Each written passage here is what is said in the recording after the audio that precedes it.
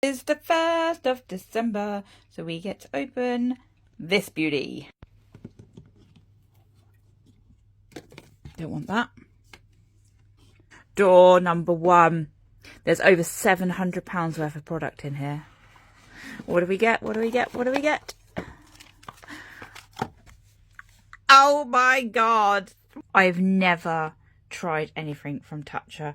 This is, I think it retails for about £67. This is what the actual box looks like. And look, it's got a little spoon on the top, so you're fancy and you use this to get the product out. Whoa, jump scare, I know. So this, I've just opened it. Look, I've just taken the little thing off.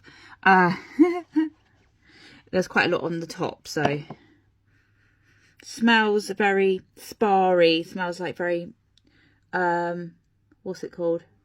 That's probably too much. That's too much, Romy. It's too much. This has got to last you the rest of your life. Okay. It smells very, what's the word? Lavendery, I think. Not a lot, but a little bit. Like, it's got that spa smell to it. Okay, anyway, let's just get this.